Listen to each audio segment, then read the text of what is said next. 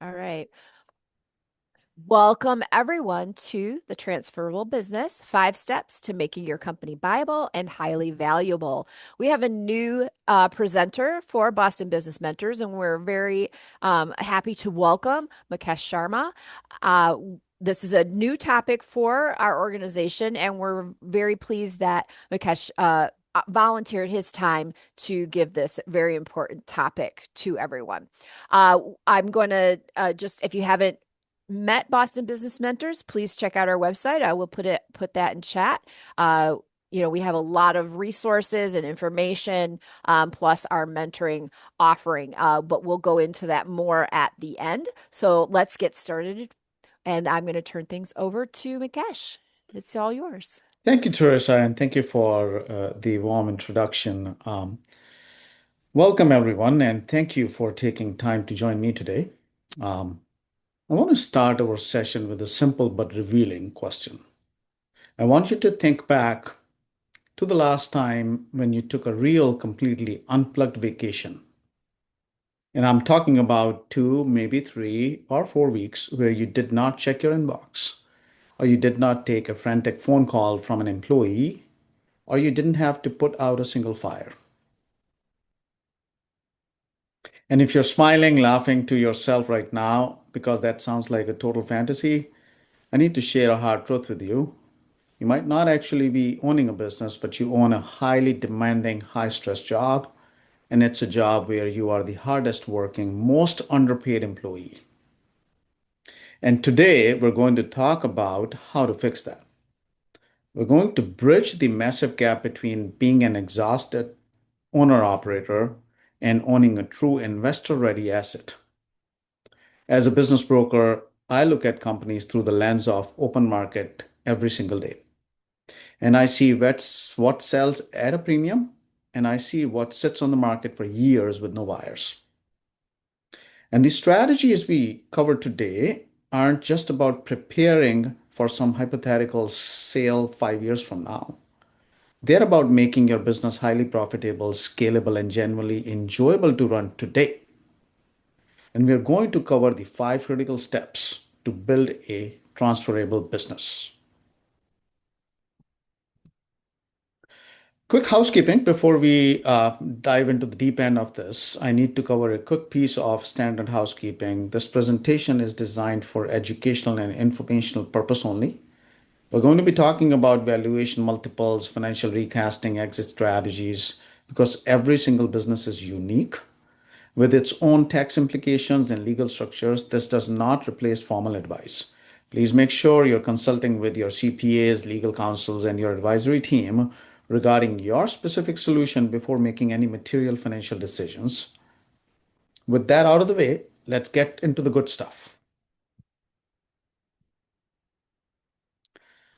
Now, for those of you who I haven't had a pleasure to meeting yet, my name is Mukesh Sharma.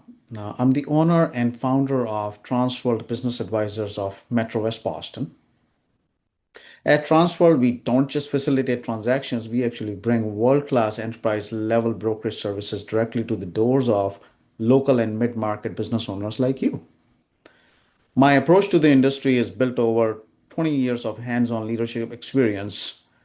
I've been in the operational trenches. I hold a project management certification, which means I look at business transitions as complex projects, which require meticulous planning. I also earned my MBA from Babson College right here in the Boston suburb. And I took the M&A as my major, and which, as you know, Babson is one of the top ranked enterprise uh, top ranked institution. Furthermore, I am the active member of International Business Brokers Association.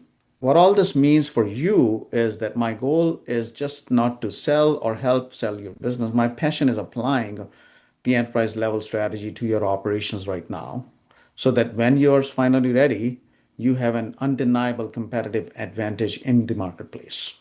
So that's a little bit about me. Now let's start our journey through this topic. Let's start to talk about the owner's trap. What I see is most business owners come to my office when they are completely either burned out or they are the chief problem solvers. They are the top salesperson. They are the final say on everything and making decisions. They operate as a hub of a wheel, and all their employees are the spokes. If the hub breaks, the wheel stops turning. Now, here's the reality from the M&A market. Buyers do not want to buy you. They're purchasing a future income stream. When an institutional buyer or private equity firm or any entrepreneur looks at your operation and realize that the moment you retire, the key relationships leave, the operational knowledge leaves, the leadership leaves. To them, the enterprise value of that business is minimal. Now, I call this as a vacation test, exactly the question I started with. If you were to step away for 30 days, what happens? Does the revenue drop? Do the clients complain? Does the payroll get messed up? If the business relies entirely on your personal heroics and functions, it is not a transferable asset. You have to intentionally design a business that thrives in your absence. And that is the only way a buyer would write you a premium check. And I don't mean to scare you. As a business owner, I run my business very closely and stay closely tied to it. But this is the education, and this is the whole purpose of this discussion. How do you prepare and make it a transferable business? Now, this brings us to a timeline. Exit planning or transferring it to somebody is a strategic phase, not a last minute transaction. The absolute biggest mistake I see owners make is waiting until they are dealing with a burnout. Unfortunately, it could be a health issue or a market downturn to decide they want to exit. By then, you have lost most of your leverage, and buyers will smell that in the business operations. To command a premium valuation of your nest egg, you need a 36-month runway. Now, 36-month runway is a sample, but it applies in most of the cases. Now, why this runway? Because truly transferable businesses take time to prove and set up. And as an example, we spend our first phase, which could be month 1 to month 12, is about triaging. This is where we decentralize your role, clean up the books, map out your standard operating procedures. How does the business run? This is where you're triaging and making things standard. From there on, the next phase, which could be month 13 to 24, is about implementing that. This is when your management team takes the reins and you step back to let them run the systems you have built. Let them independently run with it. They will fail, they will find things, but you're there to support them. The last phase, which is the month 25 to 36, are the proofing phase. Buyer want to look at backwards into your revenue and financials and see a solid track of revenue growth where you were barely involved in the day to day. That proven independence is what gets you to the higher multiples. So it's a journey. Go through phase to phase, start to realize where you need to clean, where you need to step away. There's a middle management layer which you need to build. And in the end, that's what enables your successful transition into a transferable business. So, step one, what is this step one? It truly is decentralizing the CEO or the owner. Honestly, this step is battle of ego versus the equity. It feels incredibly good to be needed. We all, as human, hey, we are needed. We all like being the hero who swoops in and solves the crisis every single day. But being indispensable is actively destroying your company's commercial value. You must dismantle this hub and spoke model. And I would say take this as an opportunity to do an audit of your week. Identify the bottlenecks. What are top 3 to 5 things that you have authority to approve? Is it signing off on expenses over $500? Is it approving a client proposal?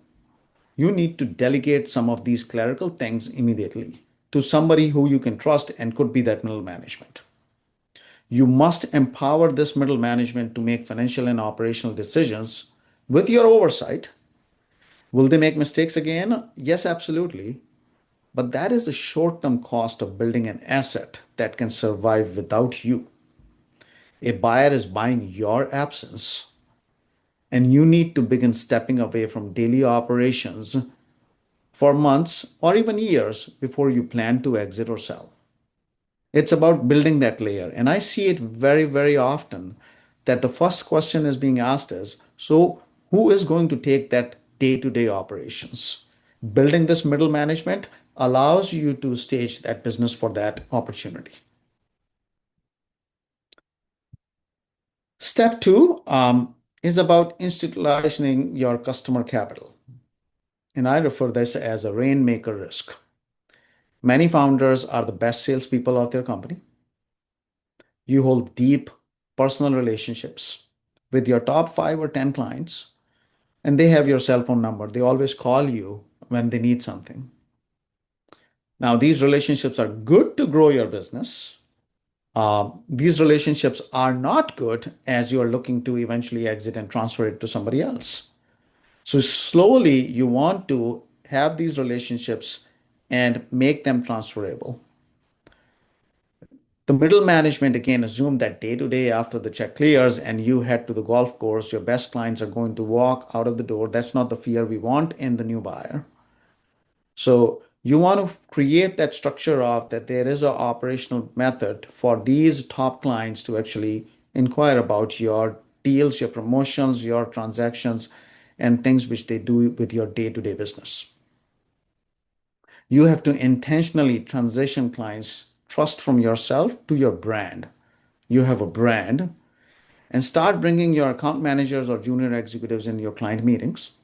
Take that as an example. Let them lead the presentations. I mean, tell the client that, hey, Sarah is going to take over day to day on this account and she is brilliant. Eventually, you stop going to those meetings altogether. A buyer will pay you top dollars when they see secure, institutionalized relationships that don't depend on your personal charm. So this is really gut checker that how do you transition from that being that central person and spread that knowledge, spread that role, spread that responsibility. It is essential step of making sure that you still can retain those customers as you transfer. Once you do that, now we come to step three. So where do you go from there? It's really systemizing it, the secret sauce which you have built. And the buyer isn't just buying your past cash flow, they're buying your process to secure future cash flow. And if your operational expertise is locked in your head or in the head of a key employee who might quit or retire, then it is not a transferable asset. And the way I guide people is document these playbooks. I call them playbooks, some people call them run books, and focus on big three: sales, operations, and finance. Sales, exactly how do you acquire the leads? What is your conversion script? It cannot be word of mouth. It has to have a process. Operations, how exactly is your product or service delivered? What is the quality control checklist? How do you make sure that it's quality delivery? And things related to operations, which you day in, day out into your operations business. Document it. Ask your employees, ask your team to document it. Finance, how do you track cash flow? How do you handle collections? How do you run payroll? Think about some of these pillars of your business. And I'm giving you an example of 3 pillars. You may have more than that. But again, this is an idea about start to think about the things which are in your business model. They should be so well documented that when a new owner or a prospect start to look at things, they can understand that they can pick it up and repeat your model and make it better. Look at the dashboard, read the playbooks, and predict the results. Predictability is what the business becomes transferable and it lowers the buyer risk. They need to predict that I can do all of this without reinventing the wheel. So start to look at what is your business model? What needs to be repeated? Do I have operational model for that? Call it the playbook, call it the run book, and start to create it one. This is the asset you need to prepare now before you get too close to that plan. Now, step four is the due diligence. The finance doesn't go away. It stays right in there. Operations is critical aspect of it. You being in middle of that business is critical aspect. Spread that knowledge to the middle management. And once you have done that day-to-day operation, you start to look at what can I do about my finance? And I want to spend a little extra time here because this is where the deals live or die. And I can tell you for years, your CPA has likely done an excellent job in helping you minimize your tax burden by finding every possible business expense you could. But when we start a runway to sell, we have to flip the script.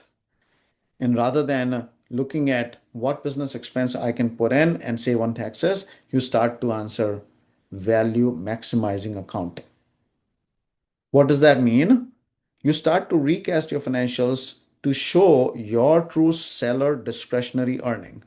This is a key word, seller discretionary earning. And this is the earning, this is the money which is sitting in business. You might be withdrawing it for your Tesla payment. You might be withdrawing for your cell phones. You might be paying the tuition out of that. You might be doing personal expenses. All of that is seller discretionary earning. It is a discretionary and it is an earning for the new owner. Muddy financials lead to deal fatigue. And if the buyer's due diligence team finds disorganized books, they will use it to chip away at your valuation. So you want to make sure your financials are so clean that you can map these and you can say, yep, I spent this money for my personal expense. I pay into my retirement funds. You as a new owner can decide not to do it. So I want you to look at your P&L this week. And what you're looking at is more sales and less expenses. It's time to cut the fat.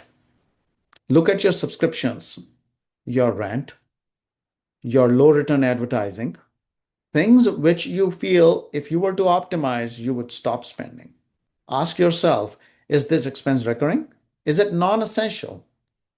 Is it unfamiliar that you took some internet service which you're not using because nobody uses that landline phone? Are you still paying for that?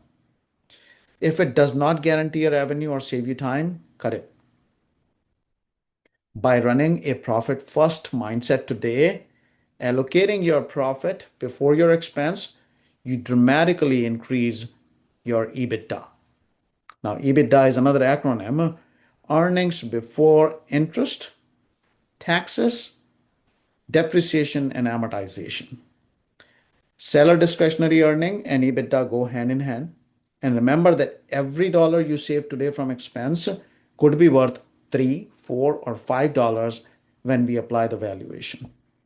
It is a critical aspect for you to flip the script rather than looking at how can you maximize tax savings, do the value maximize accounting. It takes time. It's not that 1 year you did it. It has to show in the journey of that. Start to account for that.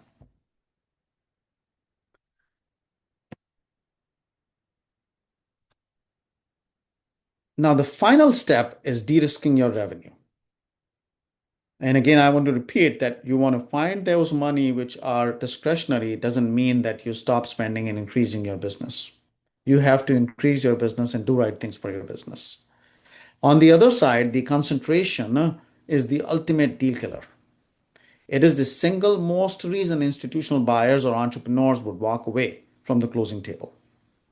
Now, first is the customer concentration. And I usually use a 15% rule. If one single client makes up more than 15% of your total revenue, that is a massive red flag. If they leave, the business must still be able to survive. So you need to aggressively diversify your client base and dilute that risk. Do that analysis and find, are you customer concentrated? How can you diversify?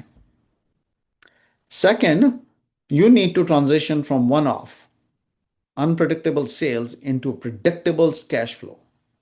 So think of how can you shift your model towards either subscription or long-term contracts or recurring retainers. This is the biggest value. Buyers do not want to start at zero on January 1st. If you can prove that 40, 50, 60% of your revenue is contractually locked in for next 12 months, you provide a secure, forecastable future and buyers pay massive premiums for that forecast. Same does the loaners. If the bank or M&A or equity firms, they look at this is forecastable future and we can grow it further. So look at how you can make it more predictable. And year over year, it's not a one-off business transaction. It's really getting into the contracts. Depending on your business, you might do a contract with a supplier. Depending on the business, you might do a contract with the buyers. And both of those recurring things give your business more foundational strength.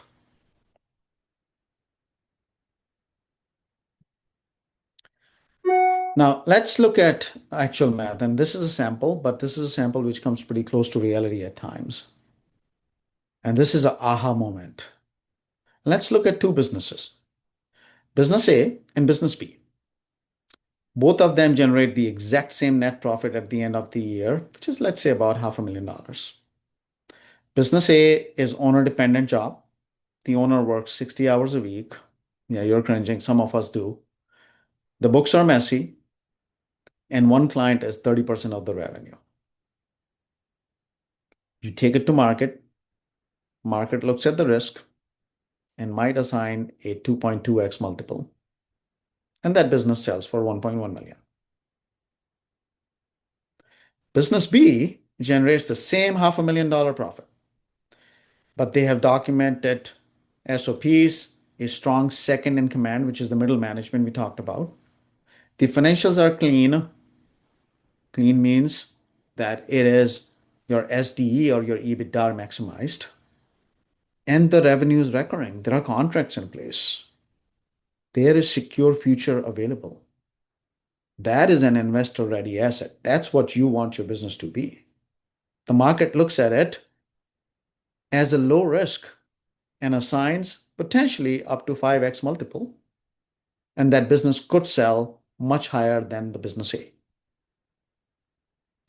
So essentially, some of these steps not only secure you for future, but secure you now because you are building that asset. Your nest egg is being nurtured to build it to that transferable asset. Implementing these 5 steps ahead of the time could potentially double your exit price. You get exponential value growth from the exact same net profit. You still make that net profit, but you have cleaned things which we should do. And again, I want to remind you, it takes time to do this. You got to start ahead of that thought process. An unfortunate thing is because we are so much in the trenches of running the business, this is a second thought for most of the people. We do all kind of investment and wealth management planning. We skip on the business wealth management planning. And my talk is really to remind us as business owners that there is a lot of value in planning ahead.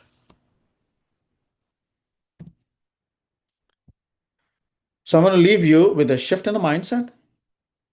As business owners, we get so caught up in putting out days, fires that we forget to build tomorrow's value. And the quote on the screen says it all. Don't wait until you want to sell to make your business sellable. The best time to build a transferable business was the day you started, but the second best day is today. And the beautiful irony of this entire process is that building a highly transferable business for the future buyer, you are simultaneously creating a business that is incredibly enjoyable for you. Guess what? You can take that vacation and you will not get called, and highly profitable for you to run right now. You get your weekends back, you secure a massive life changing payout for tomorrow.